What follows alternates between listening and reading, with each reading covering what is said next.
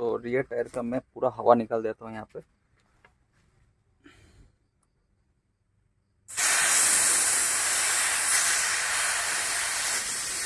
तो यहाँ पे पूरा चक्का बैठ गया है, मैं साइड से भी दिखा देता हूँ, ठीक है।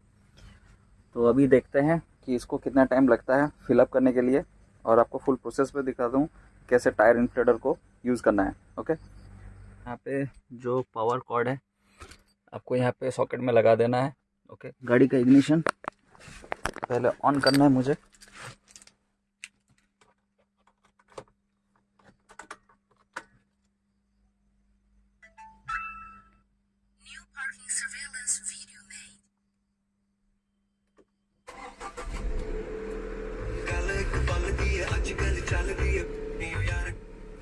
ओके, यहाँ पे एक लाल लाइट जल जाएगा, मतलब यहाँ पे सप्लाई आ चुका है, ठीक है। यहाँ पे क्या है कि आपको जो प्रेशर का यूनिट है वो पहले आपको सेट कर लेना है, ठीक है। तो हम लोग के यहाँ पे जैसे पेट्रोल पंप या जहीं पे आप जाते हैं तो प्रेशर जो यूज़ होता है PSI में, तो यहाँ पे PSI लिखा हुआ है। इसको जब दबाते हैं तो बार में आ गया, KPA में आ गया, फिर kg पर सेंटीमीटर स्क्वायर में आ गया प्रेशर। तो हम लोग PSI में करेंगे जो कि स्टैंडर्ड है हम लोग के यहाँ पे। अभी जैसे मैं इसको फिलअप करने वाला हूँ टायर का 33, तो 33.5 में है। चलिए इसी को मैं रख देता हूँ। तो यहाँ पे देखिए टारगेट सेट हो गया है 33.5 में। ओके, अब इसको क्या करना है, नोज़ल को, नोज़ल का पोजीशन कुछ इस तरह से रहेगा। इनिशियल स्टेज में ये स्ट्रेट रहेगा, और यहाँ पे डालने के बाद इसको मुझे बंद करना है। तो चलिए दिखा देता हूँ। ये मेरा डल गया यहाँ पे, और इसको अब लॉक कर देना है। ये लॉक हो गया, ठीक है। तो अभी क्योंकि यहाँ पे कोई भी प्रेशर नहीं है, इसलिए यहाँ पे अभी 0 सब दिखा रहा है, ठीक है। तो ऑन करने के लिए यहाँ पे इसका पोजीशन दिया गया है, यहाँ पे 01 का। और अभी मैं ट्राइपॉड में यहाँ पे स्टैंड कर दूंगा अपना मोबाइल को, और फुल वीडियो को कैप्चर करेंगे और पता चल जाएगा कि कितना टाइम लग रहा है, ठीक है। अब इसको मैं ऑन करता हूँ अभी।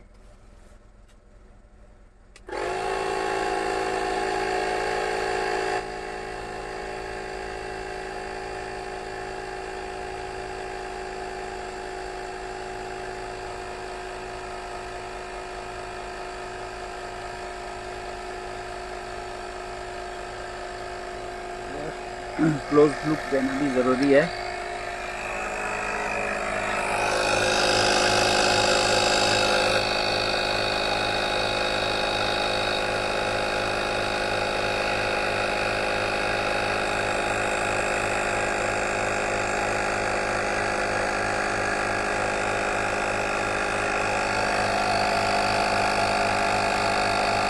तो ये एनालॉग डिजिटल टाइप का मीटर है।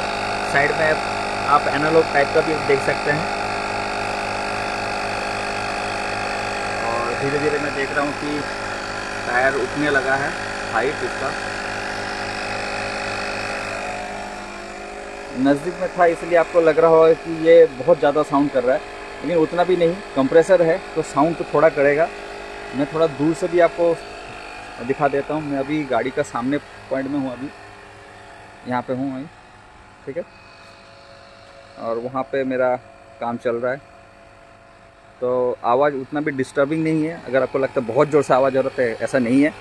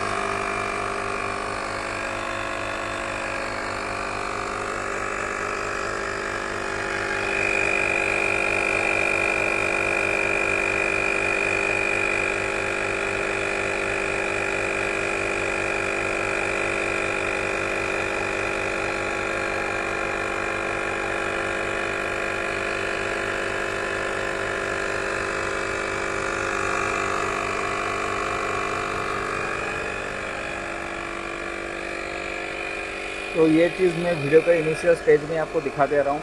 रीज़न ये है कि बहुत लोग क्या करते हैं, स्किप करके वीडियो को पीछे में चले जाते हैं। ओके, और मेन चीज़ यही ढूंढते हैं कि ये काम कैसा कर रहा है, आवाज़ कितना कर रहा है, कितना जल्दी ये टायर में हवा पुश कर रहा है। तो मैंने सोचा कि चलो वीडियो को स्टार्टिंग में ये चीज़ को मैं दिखा देता हूँ, और इसका भी टोटल टाइम मैं देख लूँगा कितना टाइम लगा फाइनली इसको, क्योंकि यहाँ पे कोई भी सीन में कट नहीं कर रहा हूँ। यहाँ पे जो भी है नॉर्मल टाइम फ्रेम सेकंड में मैं कर रहा हूँ।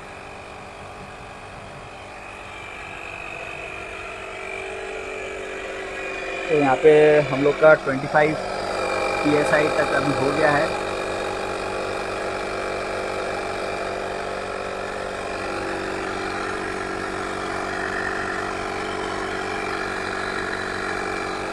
और दोस्तों बहुत इंटरेस्टिंग बात है कि थोड़ा भी हीटअप नहीं हुआ है।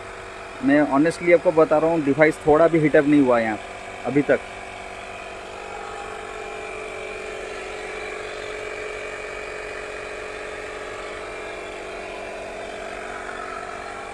अगर ये पार्ट आपको थोड़ा बोर लग रहा है तो आप स्किप करके थोड़ा फॉरवर्ड में जा सकते हो, लेकिन मैं यहाँ पे कोई कट ऑफ नहीं करने वाला हूँ।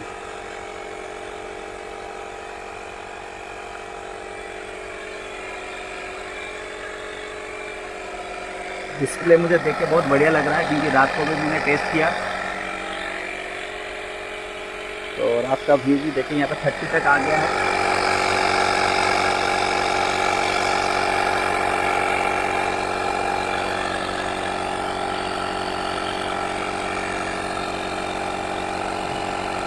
बहुत इंटरेस्टिंग बात है, डिवाइस बिल्कुल भी हीटअप नहीं हुआ।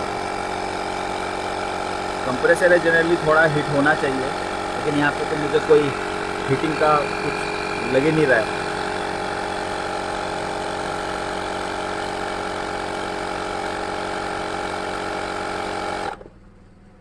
तो यहाँ पे देखिए 33.5 टारगेट मेरा था और 33.5 जस्ट टच किया, ठीक है। 33 अभी यहाँ पे है। तो यहाँ पे हीट मतलब सिर्फ ये जो ट्यूब जो है ये हल्का सा वार्म हुआ है, बहुत ओवर हीट ऐसा बिल्कुल भी नहीं है। और डिवाइस तो वैसे के वैसे ही है, नहीं कोई हीटिंग नहीं है, ठीक है। अब देखो अंदर में हो सकता है कंपोनेंट थोड़ा हीट हो, क्योंकि ये अल्टीमेटली कंप्रेसर है, लेकिन मेरा एक्सपेक्टेशन था कि जो डिवाइस का बॉडी है वो भी गर्म होगा, लेकिन यहाँ पे ऐसा बिल्कुल भी नहीं है। बहुत बेहतरीन वे में ये डिज़ाइन किया गया है। जब भी आपका टायर का प्रेशर डेवलप हो गया, काम हो गया, तुरंत आप इस पोर्ट को खोल लो, ठीक है। इसको लगा के मत रखो। अगर कंटिन्यू इसको लगा के आप रखोगे तो प्रेशर हो सकता है कि धीरे धीरे ये लूज़ हो, क्योंकि अंदर में जो पिन है वो दबा हुआ है, ठीक है। तो उसके लिए थोड़ा प्रेशर ड्रॉप हो सकता है। तो काम हो गया तो इसको निकाल लो। निकालने के लिए बस इतना ही है, ये खुल के आ गया, बस इसका काम हो गया। अब दूसरे टायर्स में मैं लेके इसको चलता हूँ, और ये जो प्लास्टिक है मैं नीचे इसलिए रखा हूँ क्योंकि मेरा जो मानना है, इसके नीचे में आप देख सकते हैं, ठीक है। ये कहाँ गया, नीचे में आप देख सकते हैं कि यहाँ से एयर एक्चुअली सक्शन हो रहा है। तो मेरा यहाँ पे थोड़ा धूल मिट्टी है, तो कहीं ये यहाँ तक ये सक्शन होकर अंदर ना घुस जाए, इसलिए मैं रख रहा हूँ। ये मेरा खुद का प्रिकॉशन है, मेरा खुद का मानना है।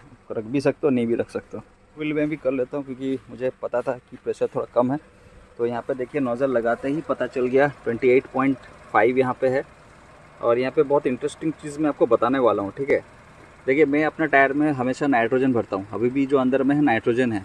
तो आप ये मत सोचिए कि अगर आप टायर में नाइट्रोजन भरवाते हैं तो आप इस टाइप का टायर इन्फ्लेटर यूज़ नहीं कर सकते, तो ऐसा बिल्कुल भी नहीं है। नाइट्रोजन फील्ड टायर में अगर आप एयर पुश करते हैं कोई प्रॉब्लम नहीं है, और अगर एयर फील्ड टायर में आप नाइट्रोजन पुश करते हैं तो उसमें भी कोई प्रॉब्लम नहीं है, कोई रिएक्शन ऐसा कुछ नहीं होने वाला है। तो जो टायर इन्फ्लेटर है वो सबके लिए है, चाहे वो नाइट्रोजन भरे टायर में या एयर भरे टायर में।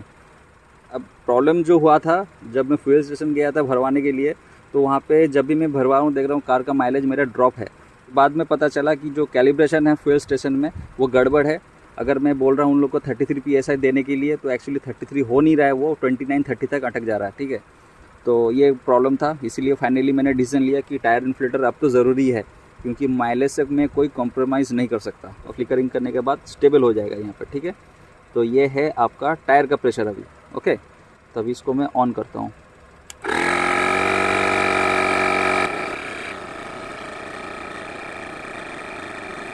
यहाँ पे एक 0.5 का डिफरेंस आता है। अगर इस टाइप का रीडिंग आपके पास आता है तो ज़्यादा कुछ प्रॉब्लम नहीं है, इसको जस्ट एक बार ऑफ करना है और फिर से एक बार ऑन करना है।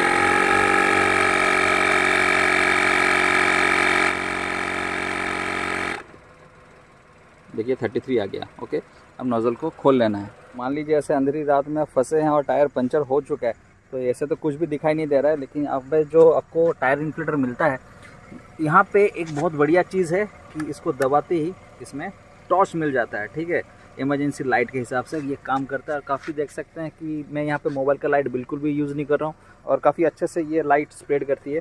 तो फॉर से मैं सामने वाला टायर को अभी थोड़ा टॉपअप करना चाहता हूँ। पंचर तो नहीं है, लेकिन टॉपअप करना चाहता हूँ। देख सकते हैं कितना अच्छा इसका लाइट है। तो टेस्ट तो देख लिया, प्रोडक्ट ऐसा काम कर रहा है नहीं कर रहा है। अब इस प्रोडक्ट के ऊपर और थोड़ा फोकस करते हैं, डिटेल्स में बात करते हैं कि क्या क्या आपको करना चाहिए, नहीं करना चाहिए, टेक्निकल स्पेसिफिकेशंस और क्या क्या मिलता है। तो इस पैकेट में आपको और 3 चीज़ मिलता है। एक है वेलकम नोट, ठीक है, ऑटोफाई की तरफ से, जहाँ पे इन लोग का जितना भी एसेसरीज़ है उसके बारे में थोड़ा बात किया गया है। QR कोड को स्कैन करेंगे तो और भी डिटेल्स मिल जाएगा। दूसरा है ये छोटा सा एक पैकेट जिसमें आपको तरह तरह का नोज़ल मिलता है और एक एक्स्ट्रा पावर फ्यूज़ मिलता है। ठीक है, तो अगर इनकेस इस डिवाइस का फ्यूज़ ब्लो करता है तो यहाँ पे एक ग्लास फ्यूज़ ऑलरेडी दिया हुआ है। अगर मैं जो नोज़ल्स आप देख रहे हैं ये दूसरे डिवाइस के लिए है, जैसे बैलून हो गया, फुटबॉल हो गया। तीसरा जो मेन इंपॉर्टेंट है इसका मैनुअल। रिक्वेस्ट करूँगा इस मैनुअल को आप डिटेल्स में पढ़ लीजिए, क्योंकि इसमें बहुत सारे ऐसे कुछ इंपॉर्टेंट बात लिखा गया है जिसको आपको फॉलोअप करना चाहिए। अगर आप नहीं करते तो हो सकता है कि प्रोडक्ट डैमेज हो जाए। तो कुछ इंपॉर्टेंट चीज़ है इस मैनुअल में जो मैं आपको बता देता हूँ। इस प्रोडक्ट को रिसीव करते ही वारंटी आपको क्लेम करना है, तो यहाँ पे आपको वारंटी सीरियल कोड यहाँ पे दिया गया है। मैं वो ढक देता हूँ क्योंकि यहाँ पे लिखा गया है कि इसको आप डिस्प्ले नहीं कर सकते हैं। तो ये प्रोडक्ट मिलता ही विदिन 15 डेज़ ये काम आपको करना है। ये टायर इन्फ्लेटर का जो पावर कैपेसिटी है वह है 120 वाटेज का। तो इसका मतलब ये है कि आप डायरेक्ट बैटरी से सप्लाई लेके इसको अब यूज़ नहीं कर सकते। तो यूज़ करने के लिए कार का इग्निशन पहले ऑन करना है, पावर सॉकेट को आपको लगाना है, फिर जाके आप इसको यूज़ कर सकते हैं। अगर कार का इग्निशन अगर ऑन नहीं करते हैं तो बैटरी के ऊपर डायरेक्ट फुल लोड पड़ेगा, फ्यूज़ ब्लो करने का चांस है और इमीडिएटली पावर पूरा डाउन हो जाने का चांस है। और आपको पता ही है अभी का जो व्हीकल्स है BS6, अगर थोड़ा भी बैटरी में थोड़ा प्रॉब्लम आता है तो गाड़ी स्टार्ट नहीं होगा।